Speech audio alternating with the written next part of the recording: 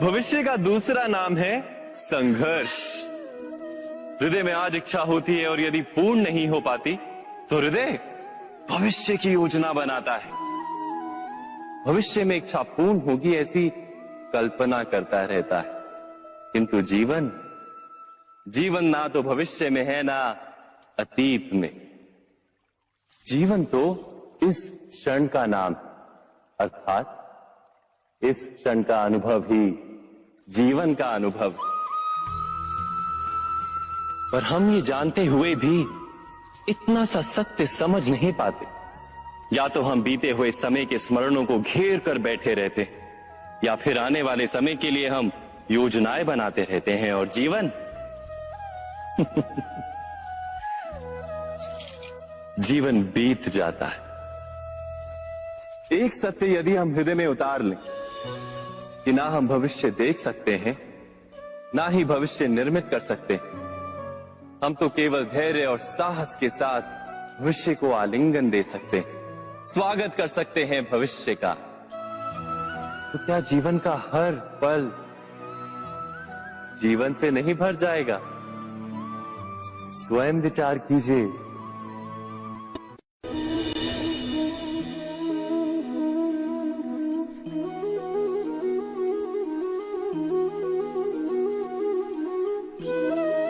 ज्ञान प्राप्ति सदा ही समर्पण से होती है, ये हम सब जानते हैं। किंतु समर्पण का वास्तविक महत्व क्या है? क्या हमने कभी विचार किया? मनुष्य का मन सदा ही ज्ञान प्राप्ति में विभिन्न बाधाओं को उत्पन्न करता है। कभी किसी अन्य विद्यार्थी से ईर्ष्या हो जाती है, कभी पढ़ाए हुए पाठों पर संदेह जन्मता है और कभी गुरु द्वारा दिया गया दंड मन को अहंकार से भर देता है। नहीं, क्या ऐसा नहीं होता? न जाने कैसे कैसे विचार मन को भटकाते हैं और मन की इसी अयोग्य स्थिति के कारण हम ज्ञान प्राप्त नहीं कर पाते। मन की योग्य स्थिति केवल समर्पण से निर्मित होती है। समर्पण मनुष्य के अहंकार का नाश करता है। ईर्ष्या, महत्वाकांक्षा आदि भावनाओं को दूर कर हृदय को शांत करता है और मन को एकाग्र करता है। वास्तव में ईश्वर की सृष्टि में ना ज्ञान की मर्यादा है, ना ज्ञानियों की। गुरु दत्तात्रेय ने तो गाय और श्वान से भी ज्ञान प्राप्त कर लिया था। अर्थात विषय ब्रह्म ज्ञान का हो या जीवन के ज्ञान का या गुरुकुल में प्राप्त होने वाले ज्ञान का, उसकी प्राप्ति के लिए गुरु से अधिक महत्व है उस गुरु के प्रति हमारा समर्पण। क्या ये सत्य नहीं?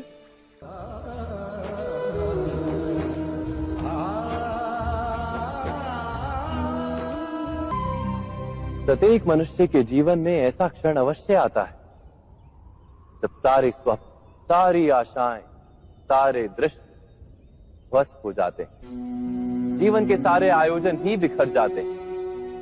एक और धर्म होता है और दूसरी ओर सुख। इसी को धर्म संकट कहते हैं। जब धर्म का वहन ही संकट हो और धर्म का त्याग ही सुख हो। विचार कीजिए, कभी किसी स्वजन के विरुद्ध सत्य बोलने का अवसर प्राप्त हो जाता है, कभी ठीक दरिद्रता के समय सरलता से चोरी करने का मार्ग प्राप्त हो जाता है, कभी किसी शक्तिशाली राजनेता या राजा के कर्मचारी का अधर्म प्रकट हो जाता है। सबके जीवन में ऐसी घटना बनती ही रहती है। अधिकतर लोग ऐसे किसी क्षण को धर्म संकट के रूप में जान ही नहीं पाते। हमें किसी प्रकार के संघर्ष का अनुभव ही नहीं होता। सहजता से सुख की ओर खींचे चले जाते हैं, जैसे मक्खी गुड़ की ओर खींची चली जाती। वास्तव में धर्म संकट का क्षण ईश्वर के निकट जाने का क्षण होता है। यदि हम संघर्षों से भयभीत ना हो, सुख की ओर आकर्षित ना हो, अपने धर्म पर दृढ़ रहे, तो ईश्वर का साक्षात्कार दूर नहीं।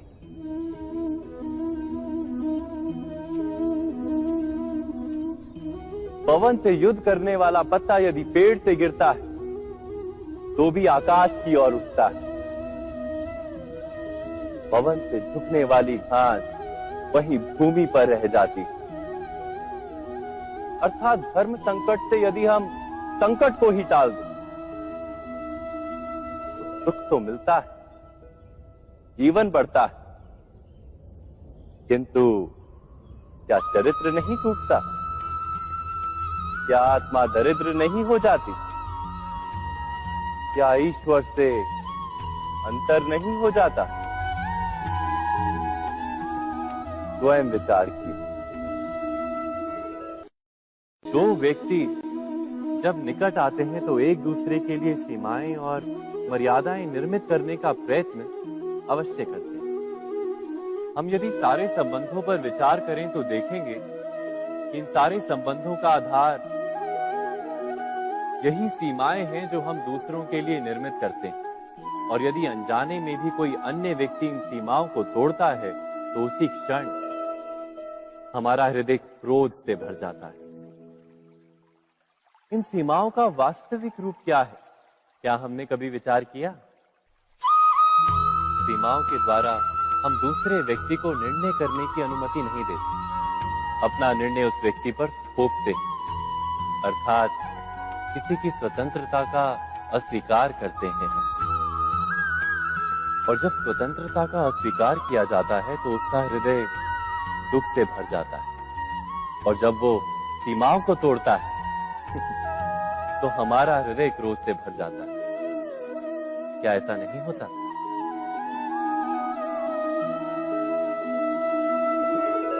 पर यदि एक दूसरे की स्वतंत्रता का सम्मान किया जाए तो किसी मर्यादाओं या सीमाओं की आवश्यकता ही नहीं होती। अर्थात जिस प्रकार स्वीकार किसी संबंध का देह है, क्या वैसे ही स्वतंत्रता किसी संबंध की आत्मा नहीं? स्वयं विचार कीजिए। सबके जीवन में ऐसा प्रसंग अवश्य आता है कि सत्य कहने का निश्चय होता है हृदय में, किंतु मुख से सत्य निकल नहीं पाता। कोई भय मन को घेर लेता है। किसी घटना अथवा प्रसंग के बारे में बात करना या फिर स्वयं से कोई भूल हो जाए उसके बारे में कुछ बोलना, क्या ये सत्य है? नहीं, ये तो केवल तथ्य है। अर्थात जैसा हुआ था वैसा केवल बोल देना सामान्य सी बात है। किंतु कभी कभी उस तथ्य को बोलते हुए भी भय लगता है।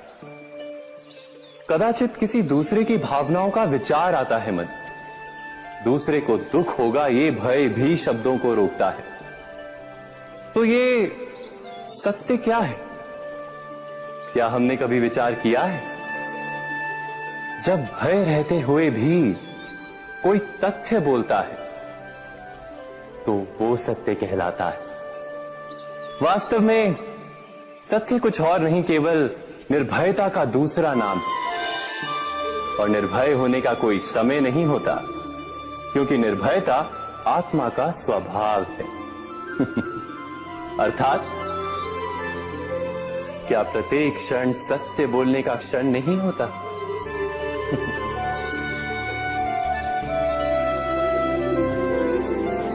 स्वयं विचार कीजिए।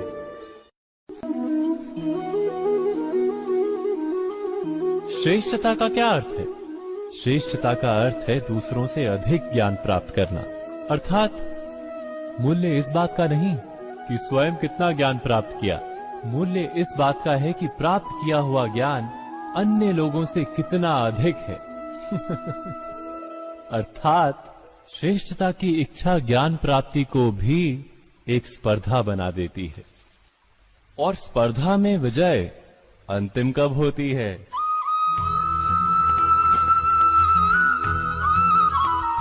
कुछ समय के लिए तो श्रेष्ठ बना जा सकता है, किंतु सदा के लिए कोई श्रेष्ठ नहीं रह पाता। फिर वही असंतोष, पीड़ा और संघर्ष जन्म लेता है। किंतु श्रेष्ठ बनने के बदले यदि उत्तम बनने का प्रयत्न करें तो क्या होगा? उत्तम का अर्थ है कि जितना प्राप्त करने योग्य है वो सब प्राप्त करना, किसी से अधिक पाने की इच्छा से नहीं, मात्र आत्मा की तृप्ति हेतु कुछ प्राप्त करना। उत्तम के मार्ग पर किसी अन्य से स्पर्धा नहीं होती, स्वयं अपने आप से स्पर्धा होती है। अर्थात उत्तम बनने का प्रयत्न करने वाले को देर अबेर सारा ज्ञान प्राप्त हो जाता है, बिना प्रयत्न के ही वो श्रेष्ठ बन जाता है। किंतु जो श्रेष्ठ बनने का प्रयत्न करता है वो श्रेष्ठ बने या ना बने, उत्तम कभी नहीं बन पाता।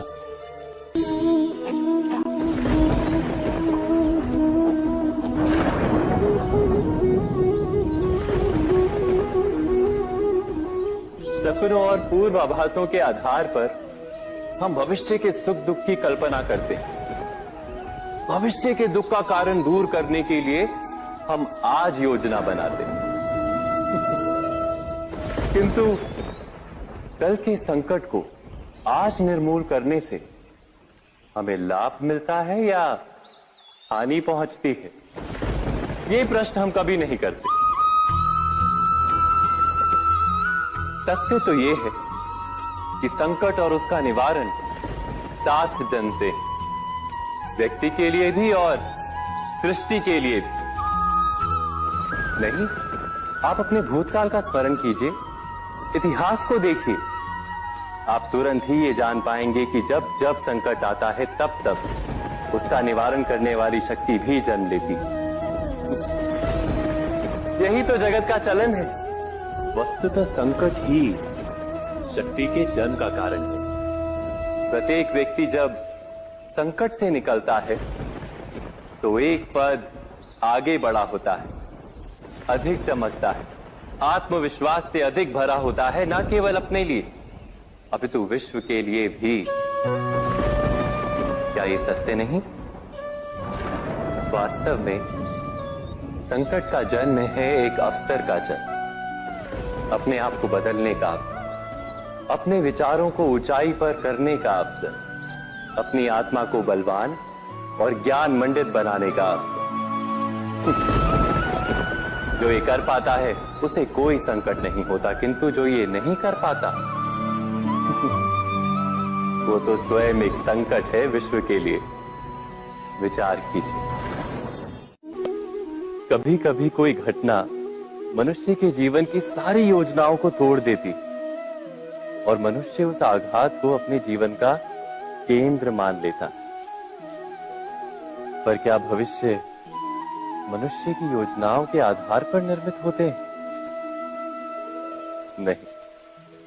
जिस प्रकार किसी ऊंचे पर्वत पर सर्वप्रथम चढ़ने वाला उस पर्वत की तलाई में बैठकर जो योजना बनाता है, क्या वही योजना उसे उस पर्वत की चोटी तक पहुंचाती है?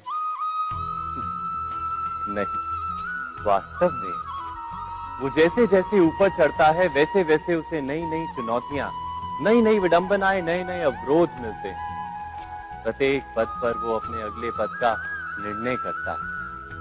प्रत्येक पद पर उसे अपनी योजनाओं को बदलना पड़ता है। कहीं पुरानी योजना उसे खाई में ना ढकेल दे।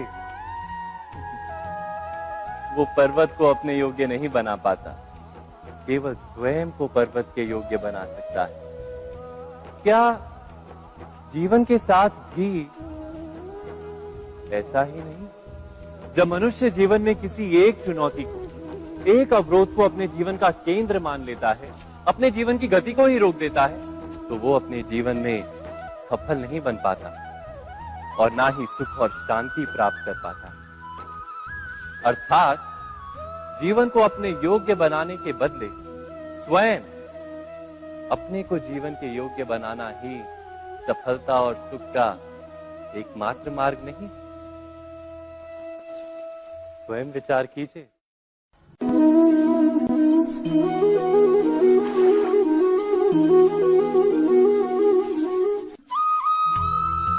जीवन में आने वाले संघर्षों के लिए जब मनुष्य स्वयं को योग्य नहीं मानता, जब उसे अपने ही बल पर विश्वास नहीं रहता, तब वो सद्गुणों को त्याग कर दुर्गुणों को अपनाता है।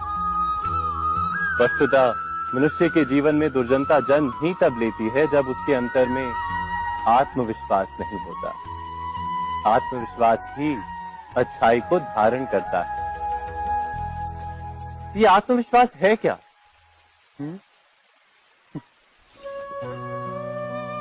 जब मनुष्य ये मानता है कि जीवन का संघर्ष उसे दुर्बल बनाता है, तो उसे अपने ऊपर विश्वास नहीं रहता। वो संघर्ष के पार जाने के बदले संघर्ष से छूटने के उपाय ढूंढने लगता है। किंतु जब वो ये समझता है कि ये संघर्ष उसे अधिक शक्तिशाली बनाते हैं, ठीक जैसे व्यायाम करने से देह की शक्ति बढ़ती, तो प्रत्येक संघर्ष के साथ उसका उत्साह बढ़ता है। अर्थात आत्मविश्वास और कुछ भी नहीं, मन की स्थिति, जीवन को देखने का दृष्टिकोण मात्र है। और जीवन का दृष्टिकोण तो मनुष्य के अपने वश में होता है। स्वयं विचार कीजिए।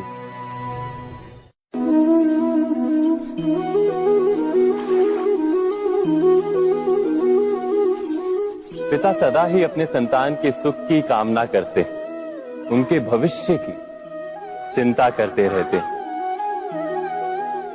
इसी कारणवश सदा ही अपने संतानों के भविष्य का मार्ग स्वयं निश्चित करने का प्रयत्न करते रहते। जिस मार्ग पर पिता स्वयं चला है, जिस मार्ग के कंकर पत्थर को स्वयं देखा है, मार्ग की छाया, मार्ग की धूप को स्वयं जाना है, उसी मार्ग पर उसका पुत्र भी चले, यही इच्छा रहती है हर पिता की। निस्संदेह उत्तम भावना है ये। किंतु 3 प्रश्नों के ऊपर विचार करना हम भूल ही जाते हैं। कौन से प्रश्न? प्रथम प्रश्न, क्या समय के साथ प्रत्येक मार्ग बदल नहीं जाते? क्या समय सदा ही नई चुनौतियों को लेकर नहीं आता? तो फिर बीते हुए समय के अनुभव नई पीढ़ी को किस प्रकार लाभ दे सकते हैं? दूसरा प्रश्न, क्या प्रत्येक संतान अपने माता पिता की छवि होता है? हाँ, संतानों को संस्कार तो अवश्य माता पिता देते हैं, किंतु भीतर की क्षमता तो ईश्वर देते हैं। तो जिस मार्ग पर पिता को सफलता मिली है, विश्वास है कि उसी मार्ग पर उसकी संतानों को भी सफलता और सुख प्राप्त होगा। तीसरा प्रश्न, क्या जीवन के संघर्ष और चुनौतियां लाभकारी नहीं होती? क्या प्रत्येक नया प्रश्न एक नए उत्तर का द्वार नहीं खोलता? तो फिर संतानों को नए नए प्रश्नों, संघर्षों और चुनौतियों से दूर रखना, ये उनके लिए लाभ करना कहलाएगा या हानि पहुंचाना? अर्थात जिस प्रकार संतान के भविष्य का निर्माण करने के बदले उसके चरित्र का निर्माण करना श्रेष्ठ है, वैसे ही संतानों के जीवन का मार्ग निश्चित करने के बदले उन्हें नए संघर्षों के साथ जूझने के लिए मनोबल व ज्ञान देना अधिक लाभदायक नहीं होगा? स्वयं विचार की